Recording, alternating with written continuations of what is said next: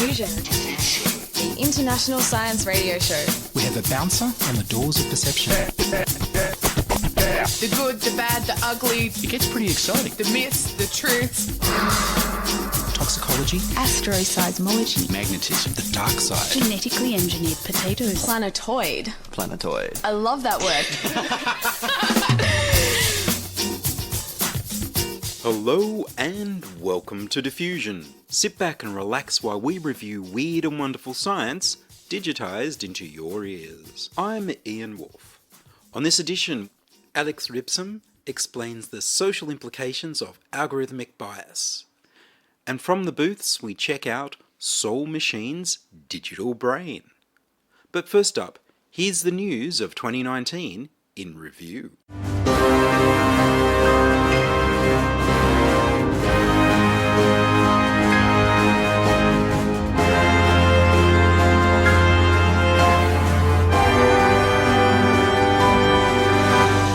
"2019 headlines." Here's a look back at the 2019 headlines with the occasional explanation. 3D printed steaks. One drug to treat many causes of aging. Angiotensin, the blood pressure drug, is found to treat many other causes of aging, from weight gain to Alzheimer's. Is the sun about to cool the earth? The little ice age and how the sun won't cool the earth more than it already has. Hack attack. Australian Parliament and the Liberal National Party computer networks were broken into by foreign spies. Surveillance stolen. The surveillance data collected by the Liberal National Party was stolen in last week's hack attack. Political parties are allowed to spy on Australian citizens even when the government is not. Gravitational wave generators, faster than light drives, unlimited energy. 3 mad science inventions patented by a physicist for the US Navy. Obesity can be infectious. One form of obesity is caused by a contagious cold virus. Electric cars are the new NBN.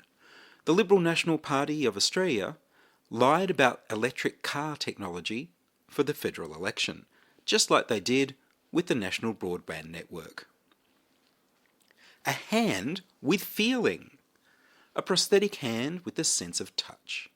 Incriminating handshakes. How DNA transferred by handshakes can move the DNA of innocent people to contaminate crime scenes. Yet another ME/CFS test. A new blood test to diagnose myalgic encephalomyelitis, chronic fatigue syndrome. Alcosynth. Professor David Nutt in the UK has designed a new drinkable drug that has all of the pleasure of alcohol, but none of the harmful side effects. Smart dust has shrunk. Microscopic robots can move and sense and network. Climate disaster. Vasopressin for autism. Peer review by Twitter. Biologists use Twitter to peer review a paper about the babies in China who were genetically engineered to be immune to AIDS. Journalism is not a crime.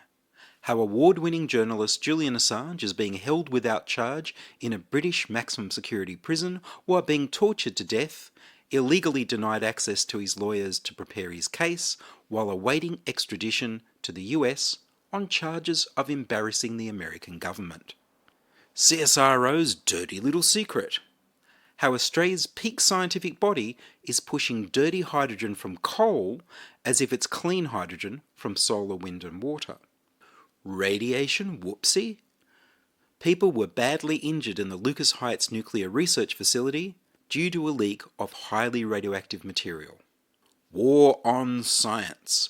The Australian government wants to approve or disapprove of all scientific research before it's published, and after it's published.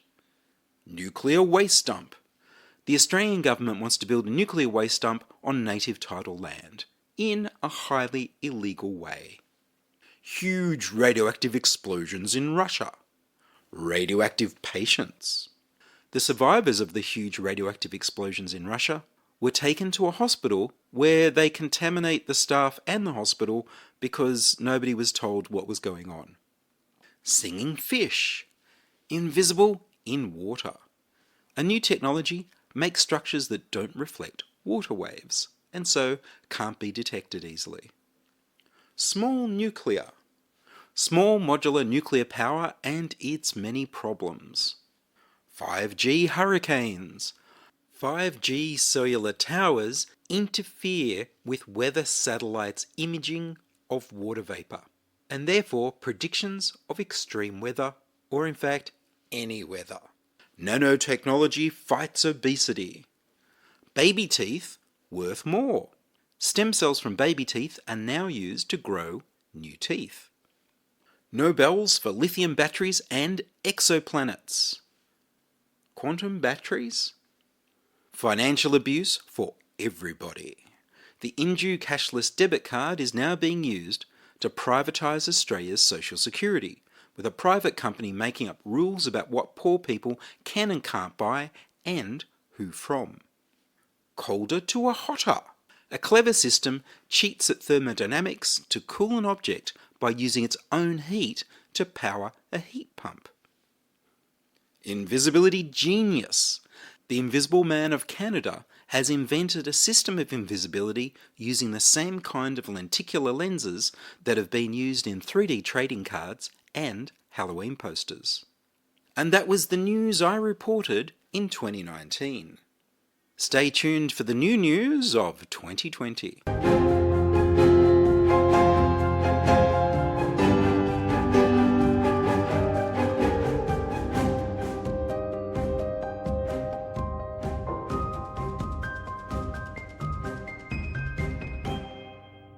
You're listening to Ian Woolf on Diffusion Science Radio. Send emails to science@diffusionradio.com. We're brought to you across Australia on the Community Radio Network and podcast over the internet on www.diffusionradio.com. What is the cultural impact of new technologies? Alix Rübsaam is a philosopher of technology and a cultural analyst. Her PhD research at the University of Amsterdam is into the societal and cultural impacts of new technologies.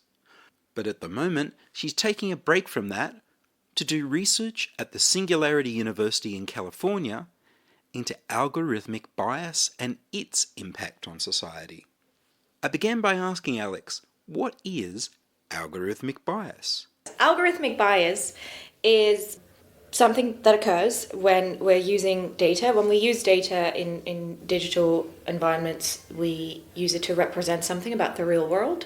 And in the way that we choose to represent those things, we have to make decisions of translation, of how we represent the real world into bits and technology. And because the decisions that we make when it comes to how we represent things technologically are made by humans, they always reflect the cultural situatedness of the humans who've made that decision. This is what we call bias in general. And when it comes to algorithms, what happens if we have automated decision making, which is where a lot of algorithms are being used, let's say they reflect the biases of the makers of the algorithm or of the makers of the data set or of the makers of the problem that needs to be solved or whatever. There's many, many directions and there's many ways in which biases can be represented in our decision-making algorithms, and some of them are sensible and some of them are more problematic. So it's a little bit like when you ask survey questions, which questions you ask and the way you frame them can entirely skew what sort of data you collect. It is exactly like that. That is exactly what it is, yes. And these algorithms are being used more and more in high-level decision-making. That is correct, yes, and that is exactly why we should be having a conversation about algorithmic bias today and yesterday and last year. And that's one of the problems. I think that the ubiquity of the use of algorithms is something that means that we have to address the issues that occur when we don't treat our algorithms as biased. And I think that in and of itself is another problem, is that culturally the way that we think about algorithms, the way that we think about data science and the way we think about statistics is that it often is lent this aura of objectivity and truth, whereas because of the systems that are in place between, let's say, the human decision making and the outcome is quite obscure, is quite opaque, and therefore it can actually obscure all the human biases that go into that process. And so that's the other thing that I think we need to address is the characteristics of truth and objectivity that we lend to these kinds of decision-making systems. There's such a lack of transparency, especially when there's commercial algorithms at play. I've heard of American judges using algorithms to decide on sentencing or parole, and they don't know what the algorithm is, and they're not allowed to ask because it's a commercial secret. Yes, there's two big problems. One of them is transparency. Transparency is huge and feeds into misunderstanding and feeds into, again, this outsourcing of decision-making problems to processes that we don't understand.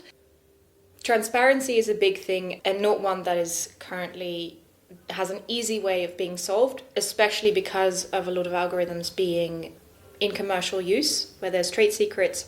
So dealing with the transparency is one thing that should be on the agenda. The other thing should be that we need to address the weight that we give to results that are data-driven, that are given to us by algorithms. And so if we do both of those things in conjunction with one another, we both address the need for transparency and we address the outsourcing of very important decision-making like courtroom judges, but also health insurance and loan and credit scores, etc. Those, I'd say, are the two biggest problems. So we seem to have a situation where people really trust a result that comes off a computer, or they want you to trust it. So either they'll say, look, the computer says you owe this much money, and so therefore it can't be questioned, or people will read a result and go, well, that must be right. Yes, that's right. Yes, I think that's a very, very big problem that we have currently, where the more opaque and the more unclear these systems are, the more trust we seem to lend them, which is actually counterintuitive, right? We seem to trust in a process that we don't understand more than a process that we do understand, because we're actually capable of saying, well, you've made some assumptions down the road. Whereas if saying, well, we have this algorithm and it spit this out, and it's like, oh, well, that probably is true. I don't know. I don't understand. So that's something that we need to be very wary of. In Australia, we've got Robodebt, where the Social Security has an algorithm and they match tax information with the information you've given them. And in this case, it's almost like it's a deliberately wrong algorithm. The algorithm can't possibly get the right information because they're comparing a yearly information with 2 weekly information, so it'll never match up. So how do we deal with deliberately wrong algorithms? Well, I mean, if we're talking about deliberately wrong algorithms that are being used at that kind of scale, I'd say that borders on the criminal.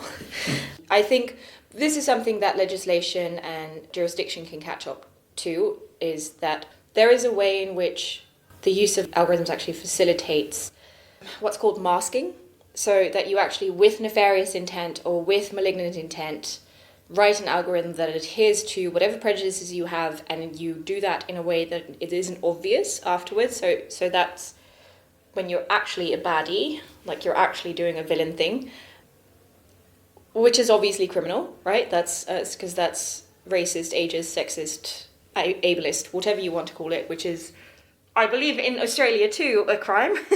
So that sounds relatively straightforward in how we should deal with that, which is just punish them, because that's not allowed.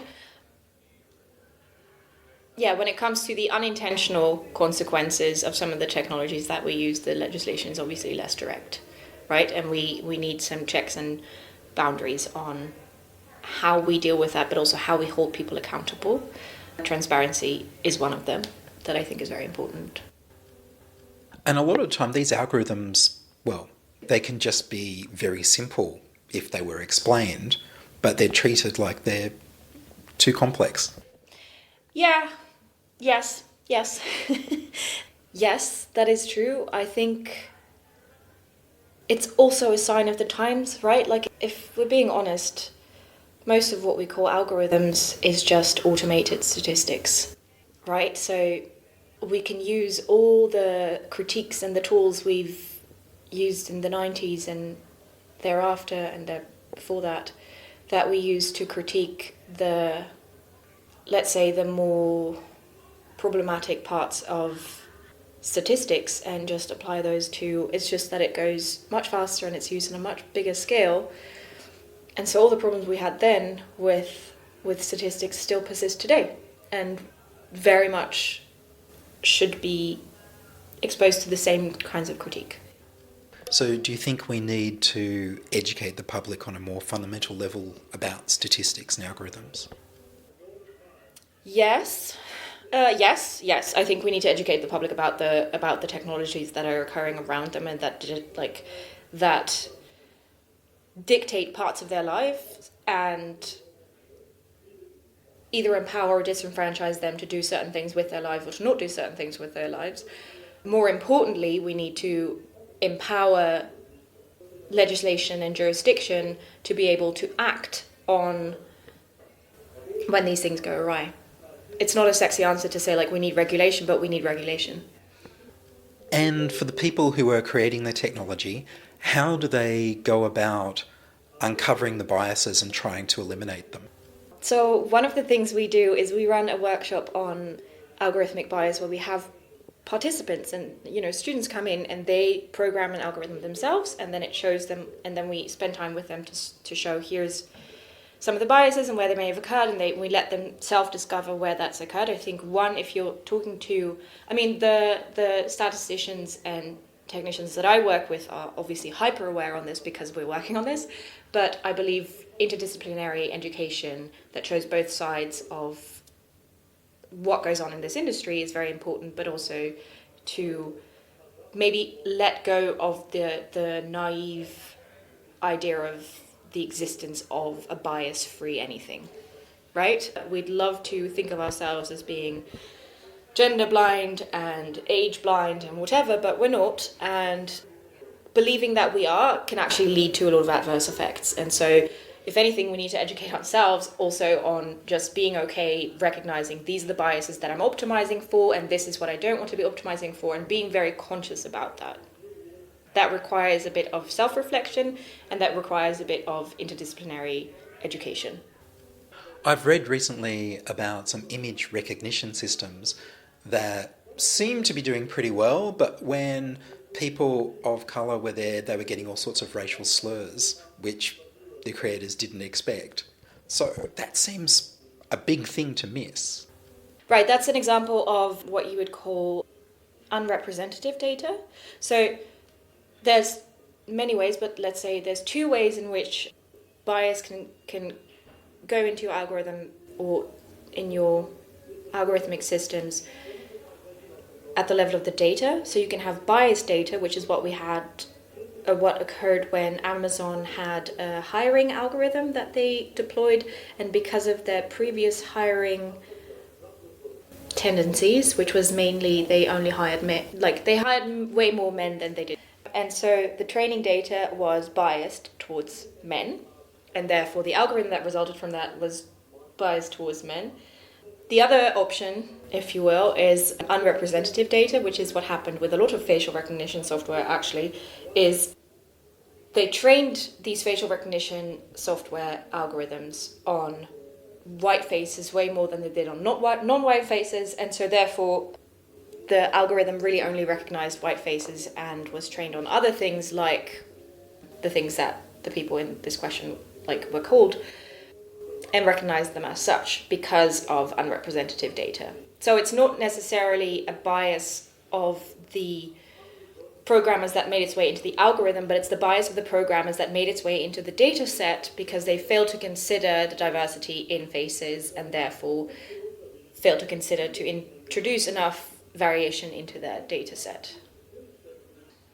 I think while there is a lot of doom and gloom and there's a lot of bad things that are happening in this space, I equally believe there is a unique opportunity when it comes to data and algorithms and the current state of the industry, that because of drop price points in technology that deals with data and sensors that can pick up data, there is an opportunity for an increase in representation, right? Which we've seen now.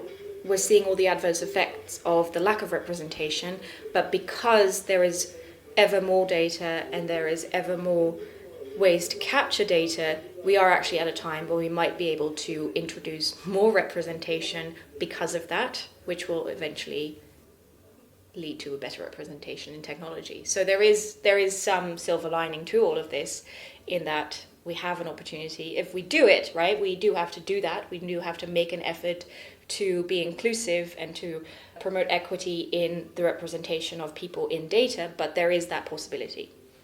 Well, Alix, thank you very much. Thank you. There was Alix Rübsaam from the Singularity University, California, talking about algorithmic bias and its impacts. And one last walk around the booths. Simon Friend from Soul Machines had a booth in the noisy halls of the Singularity University Summit Australia.